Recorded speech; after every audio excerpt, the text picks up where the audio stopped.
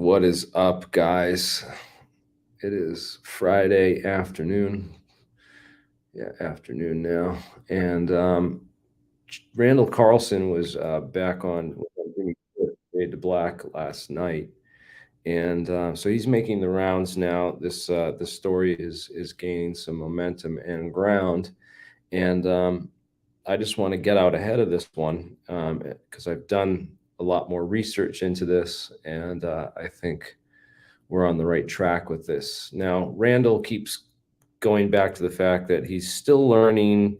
Oh, I'll come back in 6 months and I'll have learned everything there is to know about plasma physics in that time, and I'll be able to come back and explain this all to you guys. I don't see that happening. None of these guys really understand physics from where I can really dig into this stuff. Malcolm Bendall, you look up Malcolm Bendall on the patent search, right? And you don't find anything for either him or his company, MSART. What was the other Strike Foundation, right? Strike Foundation.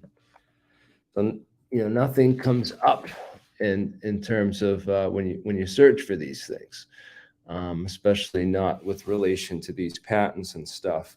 But what is kind of crazy, right, is I'm doing research into this, and come to find out who's the scientist that he, because like I'm like, did he plagiarize these? None of these guys know physics, but they might have some real technology here. That's the thing.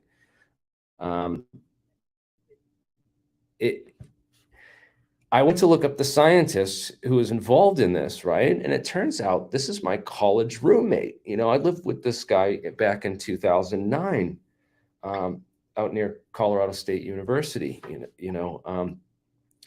And this is his patent from 2013. Okay, from 2013, and I can't. I wish he doesn't want me to say his name out there. So I haven't yet disclosed the name of this patent or where to find the patent. I think a few researchers have already been able to track this down from the pictures and find it. But I'm going to try to get him to, I'm convincing him to come on and demo the technology. So we don't need Bendall to come. I wanted Bendall to come to the lab, maybe Randall Carlson too, and show off this technology where we could peer review it and test it, not just some guy that they have who they say is a metal annealing expert, and that he was totally stunned by this technology, and we're relying on this guy's testimony. We're well beyond that. We want to examine this technology and see, oh, well, A, does it work, and B, is it efficient? Is it better, better than a catalytic converter to burn off your exhaust using these plasmas? Because that's what some of the patents are for. And this is almost identical in the patent and the designs. If you look at all the pictures, and I've showed this to a few people and given them the actual patent, it is totally the same thing. It is totally my friend, the other scientist that I know, one of my friends from college, who this guy is, it looks like he ripped him off. I don't know. Bendall, where did you get this technology from? Because this is super interesting. How is it that, my friend who's, got hooked up with a lot of real scientists and did a lot of real research into plasma physics and vortexes and Schauberger and all that, like a lot of that same physics stuff. This is the stuff that they came up with through their designs and engineering. And this is a patent that you can find. It's filed. You can find it. Right. You search for Bendall on the patent search there, and you don't find anything. But you search, I can prove this to anyone who's a journalist or who's, wants to look into this. I've even sent it to Brett Weinstein and Eric Weinstein and told them, get a hold of Rogan and show him this. Let him get a load of this one. Bendall and Strike Foundation, and these guys don't have any patents on this stuff. But they're saying, we came up with this technology, but their physics explanation's completely lacking. So Yeah, it's super curious what's going to happen with this one.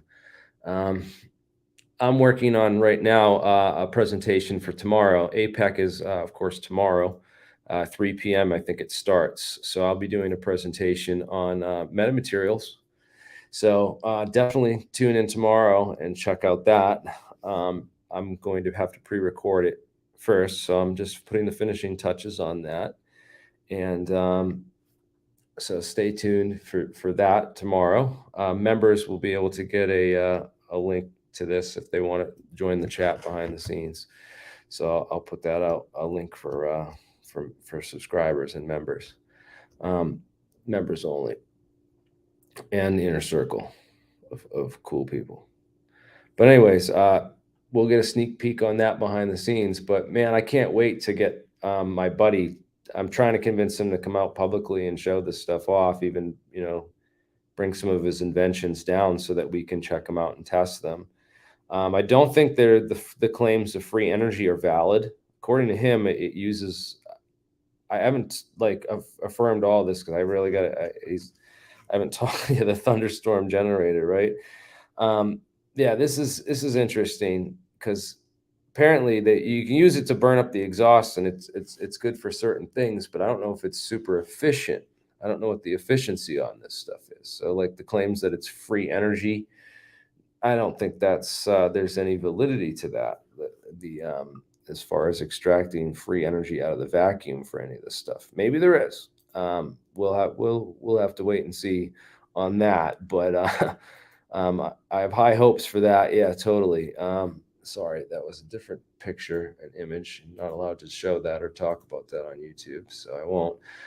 Yeah, chameleon skins and all kinds of other stuff. Oh, the Philadelphia experiment. I was going to include this in the report on my metamaterials report, but it just made the cutting floor for time and just distraction. But I found this scientist, Charles F. Goodeve. He's a Canadian scientist and did a lot of research on anti-submarine warfare and developed this degaussing method to protect ships from naval mines.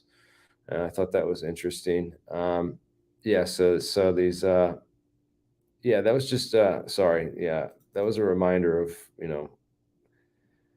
who you're working for in the New World Order here. And when you go into top secret physics and science research, who you might be working for at the top if you want to really get into it. But yeah, my presentation on metamaterials is going to be pretty sick. I'm going to go into a whole bunch of cool stuff like I don't know, vibronic coupling, quasi particles, uh, quantum harmonic oscillators, you know Compton waves. Some of the scientists who developed our stealth program started it, the whole history of the stealth program, where we got it from. Yeah, how other things are related. Talk about all this cool stuff. All right, that's enough. That's enough. All right, guys. Daniel Sheehan. Well, there's two Daniel Sheehans. I'd like to do an interview with both of them, actually. So yes, I would love to do an interview with Daniel Sheehan. Absolutely, that would be awesome. That would be epic. Sign me up. I'm always looking to do interviews, more guests, more people. Why don't I open this up and I'm going to shut it on down so that people can go check out that stuff. But stay tuned because this Thunderstorm Generator stuff is, yeah, man, it's once again, it pays to, dig into the real science and dig into the real literature because we got him on this one, man. 10, yeah, for this guy to have the exact same technology when he doesn't have any patents, and my friend's got the patents and has been working on this for 10 years. Like, where did Bendall take it from? Where did he get this from, man? That's my question to Randall Carlson. And yeah,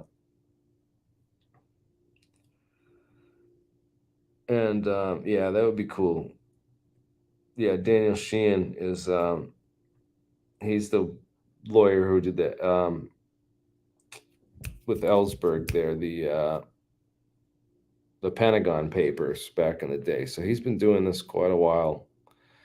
He's got some pretty good maps on some of the conspiracy stuff, but um, I want to get a hold of him and help him out with those because I'm great at. I love making those maps. Really good at that stuff. Um,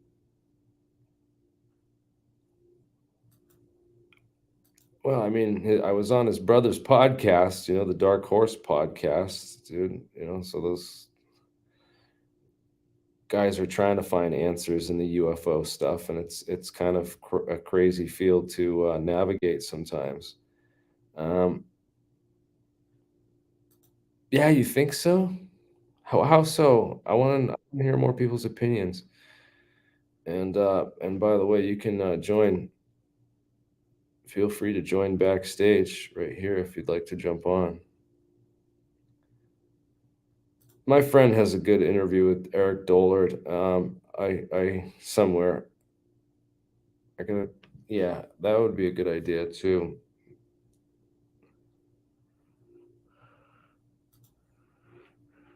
Michael Shermer. I like Michael Shermer. I think he needs to look at type 1 and type 2 systematic errors. And your logical thinking, there are type 2 and type 1 errors, as Michael points out. I've done a little bit more reading into his work. And it's brilliant because he shows like how people make errors in your logic or your analysis and your judgment. And there's really only two types of errors that you can make. You can um, make the mistake of falsely believing that true information is not real, right? Or you can make the mistake of believing that true information is false, right? So, which type of mistake are you making? You know, um, in the case of believing in certain conspiracy theories, like whether Lee Harvey Oswald was responsible for all those bullet holes, all those wounds, and all the um, end result of what happened there, you have to, of course, believe that you aren't missing the point. So it's either a type 1 or a type 2 cognitive error. I think it's a brilliant way of analyzing things. But of course, he's accusing me of making a type 1 error, and I'm of course accusing him of making a type 2 error. And who's right? Well, that's the fun part. So yeah, I definitely think that Shermer's a fun guy, and I would love to debate and talk with him again.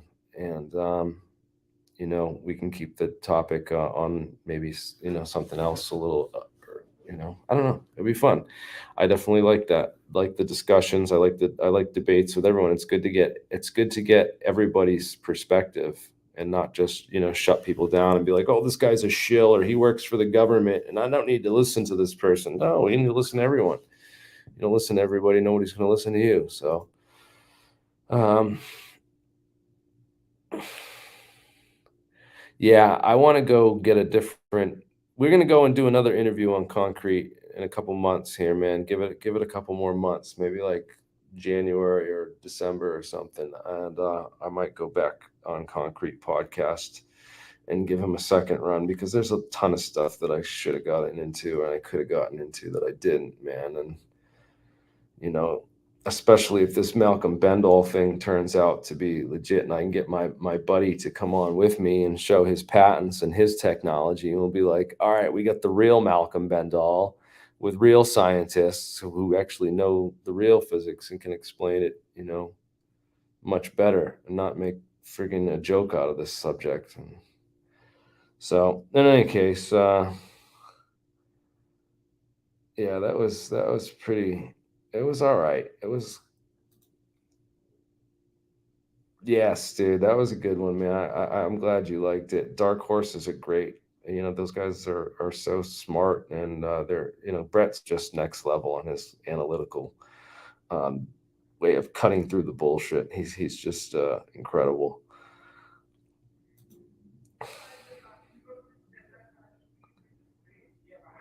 Yes, and you can see the deceptive methods of what kind of things they're trying to keep you away from. So Shermer tried that. Well, he tried to divert with the question of the insurance companies and stuff, but I was on top of it because I knew the whole deal with AIG and the reinsurance scams.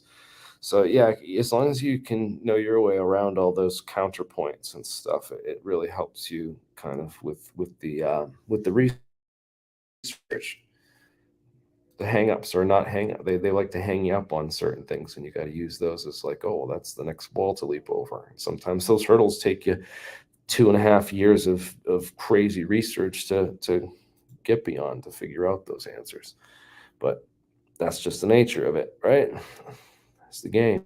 By that time, they've already moved the game somewhere else, to the hospitals or to the insurance companies, that the medical insurance and all that. It's crazy.